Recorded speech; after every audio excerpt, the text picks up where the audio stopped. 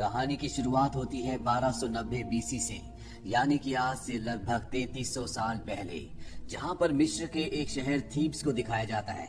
Thebes के राजा का नाम फेरोन है। फेरोन की जो माशुका है, जिसे कोई हाथ भी नहीं लगा सकता, उसका नाम अक्सुनमुन है। अक्सुनमुन राजा फेरोन से प्यार नहीं करती, बल्कि वो उसके प्रीस्ट से, जिसका नाम इमोटेप है, उससे बहुत प्यार करती है। इमोटेप के पास कई जादुई शक्तियां हैं।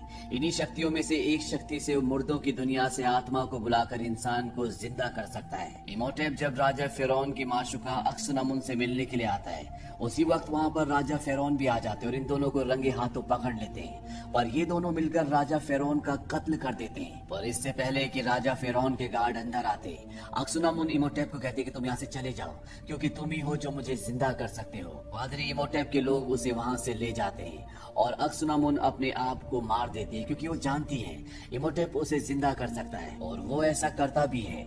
उसके लोग अक्सुनमुन की डेड बॉडी को चुरा लेते हैं, और जब इमोटेप उसे जिंदा करने वाला होता है कि वहाँ पर राजा फेरोन के गार्ड्स आ जाते हैं, जो इमोटेप को पकड़ लेते हैं। उसे एक ऐसी सजा दी जाती है जो आज से पहले कभी किसी को नहीं दी गई। उसे जिंदा ही मम्मी बना दिया जाता है और एक ताबूत के अंदर डालकर ऊपर से वो कीड़े छोड़ दिए जाते हैं जो उसके पूरे शरीर को खा जाएं। इस ताबूत को एक खास चाबी से बंद कर दिया जाता है ताकि कभी भी कोई इसे खोल नहीं पाए। अगर कभी किसी ने इसे खोला तो इमोटेप संपूर्ण मानव जाति के ऊपर कहर बनकर बरसेगा। उसके पास उतने सालों की ताकत होगी जितने सालों तक वो ताबूत के अंदर बंद रहेगा। उसके ताबूत को मिस्र के देवता एन्यूबस की बहुत बड़ी मूर्ति के नीचे दफना दिया जाता है। कई 100 साल गुजर जाते हैं और वो मूर्ति जो किसी जमाने में बहुत ऊंची हुआ करती थी, अब वो बहुत छोटी रह गई, क्योंकि पूरा का पूरा शहर जमीन के नीचे दफन हो चुका है। यहाँ पर देश विदेश के लोग इस जमीन के लिए लड़ते रहते हैं। वो इस बात से बेखबर है कि इसी जमीन के नीचे शैतानी शक्तियाँ आज भी सांस लेती है। यहाँ पर फ्रेंच आर्मी के एक सोल्जर को दिखाया जाता है जो कि अमेरिकन है। उसे चारों तरफ से घेर लिया जाता है, पर तभी वहाँ से सब के सब भाग जाते हैं, क्योंकि उसके पीछे मिस्र के देवता एन्यूबस की वही मूर्ति है, जिस मूर्ति के कदमों के पास आज से हजारों साल पहले इमोटेप के ताबूत को दफनाया गया था। अब उन लोगों के जाने के बाद यहाँ पर रेत उड़ना शुरू हो जाती है। ऐसा लगता है कि रेत के नीचे कोई है, और तभी रेत पर एक चेहरा उभर जाता है। रेत यहाँ से निकल जाता है। इस शहर का नाम होता है हेमुनाप्त्र। 3 साल बाद हमें मिस्र में एक लड़की को दिखाया जाता है जिसका नाम इवलिन है। ये इजिप्टोलॉजिस्ट है। इजिप्टोलॉजिस्ट उन्हें कहा जाता है जो मिस्र की पुरानी भाषाओं को, उनके कल्चर को स्टडी करते हैं। इवलिन को मिस्र की पुरानी भाषाएं आती है। इवलिन का एक बड़ा भाई भी होता है जो इवलिन के पास आता है और उसे बहुत अजीब सी चीज दिखाता है। वो उसे कहता है कि ये मुझे खुदाई के दौरान मिली थी। इवलिन उसका बटन दबाती है और वो खुल जाता है। ये उस ताबूत की चाबी होती है जिसमें आज से हजारों साल पहले इमोटेप को बंद करके जमीन के नीचे दफना दिया गया था। इसके अंदर एक नक्शा भी होता है और ये हेमुनाप्त्र शहर का नक्शा होता है। इवलिन अपने पिता के दोस्त के पास जाती है जिनकी लाइब्रेरी होती है, जिनके साथ वो काम करती है, और वो उन्हें वो नक्शा दिखाती है। वो इवलिन को कहते हैं कि मनगढ़ंत कहानी है। दरअसल वो नहीं चाहते कि इवलिन वहाँ पर जाए, क्योंकि आज तक जो भी वहाँ पर गया है वो कभी भी वापस नहीं आया। पर इवलिन किसी भी कीमत पर वहाँ पर जाना चाहती है। वो अपने भाई से पूछती है कि वो अजीब सी चीज, वो नक्शा उसे कहाँ पर मिला था।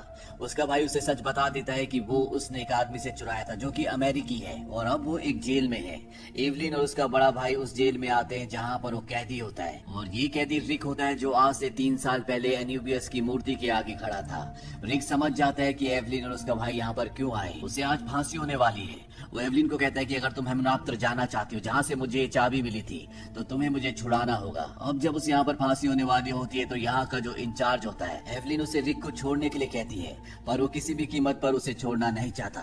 एवलिन उसे बताती है कि हेमुनाप्त्र शहर में जहाँ पर मिस्र के पुराने राजाओं का खजाना गड़ा है, वो जगह रिक को पता है। अगर तुम रिक को छोड़ दोगे तो तुम्हें उस खजाने में से 25% मिल सकता है। वो मान जाता है, और अब ये सब के सब मिस्र की उस जगह के लिए निकल पड़ते हैं जहाँ पर वो खजाना है। ये पानी के शिप से जाते हैं। यहाँ पर कुछ और भी अमेरिकन होते हैं जो उसी जगह जा रहे होते हैं, क्योंकि उन्हें भी खजाने की तलाश करनी है। एवलिन रिक को बताती है कि उसे इतिहास की सबसे फेमस किताब, जिसका नाम एमुनरा है, जिसमें मिस्र के शाही खानदानों की सभी जादुई शक्तियों के राज लिखे हुए, वो उसे चाहिए, जो कहीं न कहीं हेमुनाप्त्र में दफन है। अब ये सब के सब हेमुनाप्त्र पहुंच जाते हैं। वहाँ पर एवलिन रिक को एन्यूबस की मूर्ति दिखाती है। वो कहती है कि इसका आधा हिस्सा जमीन के अंदर धंस चुका है और ये सब के सब जमीन के अंदर उस जगह पहुंच जाते हैं जहां पर एन्यूबियस, जो कि मिस्र के देवता हैं, उनकी मूर्ति का आधा हिस्सा है। यहाँ पर चारों तरफ अंधेरा होता है। तभी एवलिन वहाँ पे लगे हुए एक शीशे को ऊपर की ओर करती है, यानी बाहर की ओर, जहाँ पर सूरज की रोशनी होती है, और सूरज की रोशनी उस शीशे पर टकराकर अंदर लगे हुए बाकी शीशों से टकराती है, यानी कि एक तरह का शीशों का यहाँ पर जिगजैग होता है, चारों तरफ उजाला हो जाता है। दरअसल ये एक पुरानी टेक्नोलॉजी है जिससे लोग अंदर उजाला किया करते थे। एवलिन यहाँ पर अब उस किताब को ढूंढना शुरू कर देती है। वहीं यहाँ पर इनका वो साथी जिसने रिक की फांसी की सजा को माफ किया था, वो अंदर सोना ढूंढने के लिए निकल पड़ता है। तभी उसे दीवार पर गुदा हुआ एक हजारों साल पुराना चित्र दिखता है जिस पर बहुत बेशकीमती पत्थर लगे होते हैं। वो उनमें से एक पत्थर को निकालता है जो नीचे गिर जाता है, और तभी उस पत्थर के अंदर से कीड़ा निकलता है जो उसके पैर के अंदर घुस जाता है और उसके पूरे शरीर में रेंगना शुरू कर देता है। वो इस दर्द को बर्दाश्त नहीं कर पाता, वो पागलों की तरह भागता है और एक दीवार से टकराकर उसकी मृत्यु हो जाती है। एवलिन, रिक और उसके भाई को कुछ समझ नहीं आता कि ये ऐसे पागलों की तरह क्यों भाग रहा था। अब रात को ये सब के सब ऊपर एक बार फिर से जमा होते हैं, जहाँ पर वो दूसरा ग्रुप भी होता है जो यहाँ पर सोना ढूंढना चाहता है।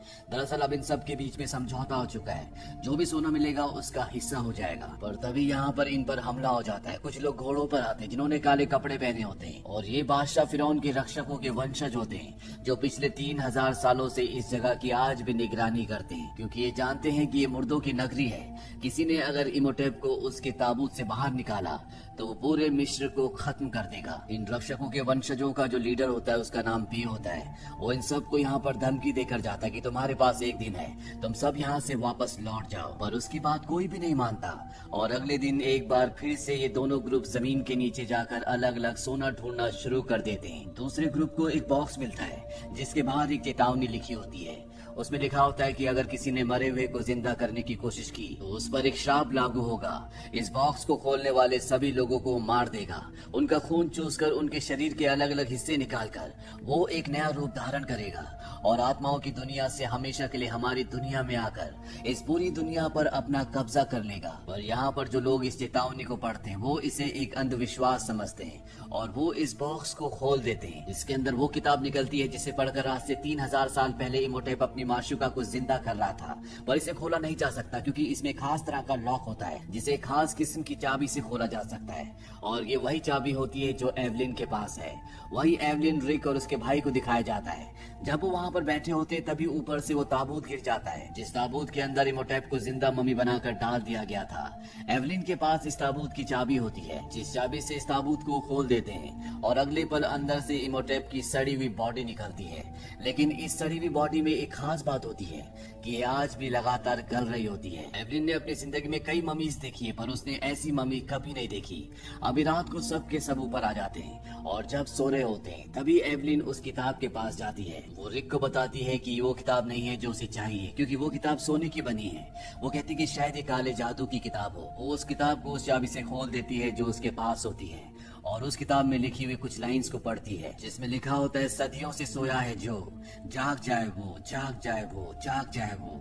जैसी एवलिन इस लाइन को पढ़ती है तो नीचे तहखाने में जहाँ पर इमोटेप की मम्मी होती है वो जाग जाती है, यानी कि वो आत्माओं की दुनिया से वापस आ चुका है। और साथ ही साथ यहाँ पर बहुत सारे टिड्डे और अलग अलग तरह के कीड़े इन पे हमला कर देते हैं। इन कीड़ों से बचते हुए जब सब भाग रहे होते हैं तो एवलिन रिक से और अपने भाई से अलग हो जाती है और एक खुफिया दरवाजे से अंदर गिर जाती है जहाँ पर इमोटेप की मम्मी होती है जो अब जिंदा हो चुकी है।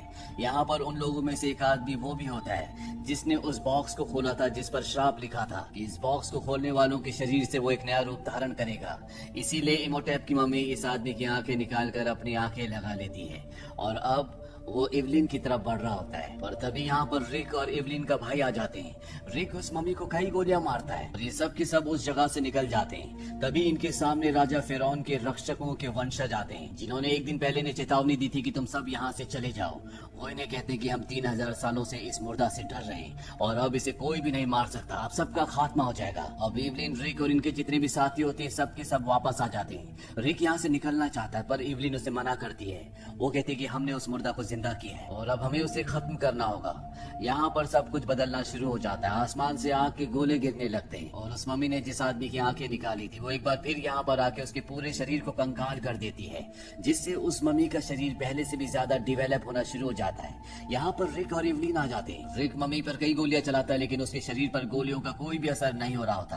पर जब वो यहाँ पर एक बिल्ली देखता है तो उससे वो डर जाता है और इस जगह से भाग जाता है। रिक और इवलिन को कुछ समझ नहीं आता कि वो बिल्ली से क्यों डरा था, इसीलिए वो मिस्र के पुराने राजा फेरौन के रक्षकों के वंशजों के पास जाते हैं जो इस जगह की हजारों साल से रखवाली कर रहे हैं और जिन्होंने रिक और उसके साथियों को कहा था कि तुम एक दिन के अंदर यहाँ से चले जाना। वो लोग इन्हें बताते हैं कि बिल्लियां अंधेरी दुनिया की रखवाली करती हैं, इसीलिए इमोटेप उनसे डरता है। पर जब उसका पूरा शरीर उसे मिल जाएगा तो वो बिल्लियों से डरना बंद कर देगा। इमोटेप को अपना पूरा शरीर पाने के लिए उन चारों लोगों को मारना होगा जिन्होंने वो संदूक खोला था जिसके अंदर से काली दुनिया की किताब निकली थी, जिसे पढ़ने के बाद वो जिंदा हुआ। हालांकि अब वो एक को मार चुका है पर अभी भी 3 बचे हुए। इवलिन यहाँ सबको बताती है कि जब सबसे पहले मुझे इमोटेप ने देखा था तो उसने मुझे अनक्सुनामुन कहा था। उसने ऐसा क्यों कहा? इवलिन को बताया जाता है कि अनक्सुनामुन आज से हजारों साल पहले मिस्र के राजा की माशुका थी पर इमोटेप के उसके साथ नाजायज संबंध थे। उन दोनों ने मिलकर राजा फेरौन का कत्ल कर दिया, इसीलिए सजा के तौर पर इमोटेप को जिंदा मम्मी बनाकर दफन कर दिया गया। और अब एक बार फिर से इमोटेप अपनी माशुका को, जिसका नाम अनक्सुनामुन है, उसे जिंदा करना चाहता है जिसके लिए वो तुम्हारी बलि देगा। पर तुमसे पहले वो बचे हुए 3 लोगों को मारकर अपने शरीर को पूरा करना चाहेगा। अब बचे हुए 3 लोगों में से 2 यहाँ पर होते पर एक यहाँ पर नहीं होता जो कि एक इतिहासकार भी है और उसी के पास वो काले जादू की किताब है जिससे इमोटेप जिंदा हुआ था और उसी किताब से वो अपनी माशुका अनक्सुनामुन को जिंदा करना चाहता है। रिक अपने कुछ साथियों के साथ उस जगह तक पहुंच जाता है पर इससे पहले कि वो इतिहासकार तक पहुंचते वो देखते हैं कि इमोटेप वहां तक पहुंच चुका है। उसने उसे मारकर उससे वो किताब हासिल कर ली है, साथ ही साथ उससे वो बॉटल भी हासिल कर लेता है जिसके अंदर अनक्सुनामुन का एक अंग है। ऐसे और भी बॉटल्स हैं जो उसे हासिल करनी है। रिक ऊपर से उसे देखता है। वो देखता है कि दूसरे आदमी को मारने के बाद इमोटेप का शरीर पहले से भी ज्यादा विकसित हो गया है। इमोटेप रिक को देख लेता है। वो अपना मुंह खोलता है जिसके अंदर से बहुत सारे महामारी के कीड़े निकलते हैं। इमोटेप यहाँ से चला जाता है और सीधा उस जगह जाता है जहाँ पर उसका तीसरा शिकार है। उसके पास अनक्सुनामुन के अंश वाली एक और बॉटल होती है। इमोटेप वहाँ पर पहुंच जाता है और उसे मार देता है।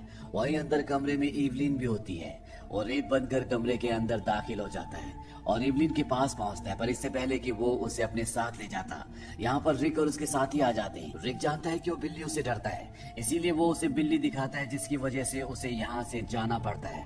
अब ये समझ चुके हैं कि जिस तरह काली दुनिया की किताब ने उसे जिंदा किया है उसी तरह सुनहरी किताब जिसका नाम अमुनरा है उससे उसे मारा जा सकता है। पर इन्हें नहीं पता होता कि वो सुनहरी किताब अमुनरा कहाँ पर है। इवलिन एक प्राचीन पत्थर पर लिखे हुए लेख को पढ़ती है जिससे उसे पता चल जाता है कि जिस तरह से वो काली दुनिया की किताब एन्यूबियस की मूर्ति के नीचे थी उसी तरह सुनहरी किताब अमुनरा मिस्र के दूसरे देवता जिनका नाम हॉरस है उनकी मूर्ति के नीचे है। पर इससे पहले कि उस जगह तक पहुंच पाते यहाँ पर मिस्र के जितने भी लोग हैं वो सब के सब एमोटेप के गुलाम बन चुके हैं। वो समझ चुके हैं कि एमोटेप वापस लौट चुका है और उसे कोई नहीं हरा सकता। इन सबको घेर लिया जाता है और वहाँ पर एमोटेप आता है। वो एवलिन से कहता है कि अगर तुम मेरा हाथ पकड़ लो तो मैं तुम्हारे साथियों को छोड़ दूंगा। एवलिन को मजबूरी में ऐसा करना पड़ता है पर इमोटेप ने इन सबको धोखा दिया होता है। वो अपने आदमियों से कहता है कि इन सबको खत्म कर दो पर किसी तरह से रिक और उसके साथी बच जाते हैं और एक बार फिर से वो उसी जगह पहुंच जाते हैं जहां से उन्हें काले जादू की किताब मिली थी। पर इस बार इन्हें हॉरस की मूर्ति को ढूंढना है। ये उस जगह तक पहुंच जाते हैं जहां पर हॉरस की मूर्ति है।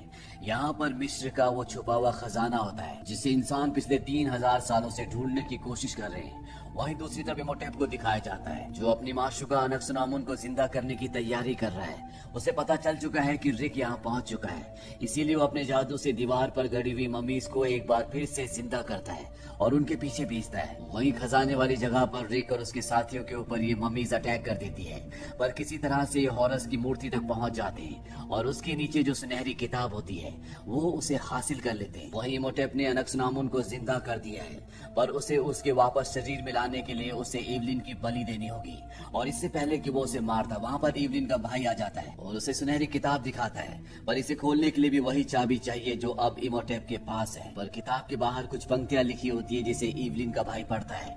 उसे पढ़ने के बाद यहाँ पर एक सेना जाग उठती है। इवलिन उसे कहती है कि उन लाइनों को पूरा पढ़ो ताकि ये सब तुम्हारा कहना माने। वहीं रिक इवलिन को छुड़ा देता है पर अनक्सुनामुन जो कि अब जिंदा हो चुके, जो कि एक मम्मी है, वो उस पर हमला कर देती है। वहीं रिक भी वो सेना जिसे अभी अभी इवलिन के भाई ने जगाया है और रिक का पीछा कर रही होती है। पर अब इवलिन का भाई सारी पंक्तियां पढ़ चुका होता है और जैसी वो पंक्तियां पढ़ता है पूरी सेना रुक जाती है। इसके बाद वो उस सेना को ऑर्डर देता है कि अनक्सुनामुन को मार दो। वो सेना ऐसा ही करती है, वो अनक्सुनामुन को मार देती है, जिससे इमोटेप को बहुत गुस्सा आता है। वो इवलिन के भाई के पास जाता है, उसे गर्दन से पकड़कर ऊपर कर देता है, पर तभी रिक उस पर हमला करता है जिससे वो छूट जाता है। पर अब उसने इमोटेप से उसकी चाबी चुरा ली है। वो अपनी बहन के पास जाता है और ये दोनों उस किताब को खोल देते हैं। वहीं रिक को इमोटेप अब मारने वाला होता है, पर इससे पहले कि वो उसे मारता, इवलिन उस किताब की लाइनें पढ़ती है, काल उसे मार ले जा उस पार। तभी एक सफेद रथ आता है जो उससे टकराकर उसकी सारी शक्तियां ले जाता है। यानी कि इमोटेप का शरीर भी अब आम इंसानों की तरह हो गया है और जब वो रिक की तरफ जाता है तो रिक अपनी तलवार से उसे मार देता है। इमोटेप कहता है कि अब मैं मुक्त हो गया। उसका शरीर जो जीवन और मरण के बीच चक्रव्यूह में फंसा हुआ था, अब उससे मुक्ति मिल चुकी है। और यहाँ पर सभी दरवाजे बंद होना शुरू हो जाते हैं। ये तीनों की तीनों किसी तरह से वहाँ से बाहर निकल जाते हैं और जैसे ही बाहर निकलते हैं वो पूरी की पूरी जगह जमीन के अंदर धंस जाती है। वहाँ पर मिस्र के राजा के रक्षकों के जो वंशज होते हैं उनका लीडर भी आता है जो इन्हें सब खत्म करने के लिए शुक्रिया कहता है। ये तीनों के तीनों वहीं पर खड़े हुए ऊँटों पर बैठकर निकल जाते हैं और अंत में दिखाया जाता है कि इन ऊँटों में उन्हीं के एक साथी ने यहाँ के खजाने को लादा हुआ है, यानी कि अब इनके पास बहुत सारा सोना भी है। इसी के साथ ही कहानी यहीं पर खत्म हो जाती है। ये मूवी ईयर 1999 में रिलीज हुई थी। IMDb पर इसकी रेटिंग है 7। इस मूवी का बजट था $80 मिलियन और बॉक्स ऑफिस पर इसने कमाई की थी $416.4 मिलियन की। उम्मीद करते हैं कि ये कहानी आपको पसंद आई होगी।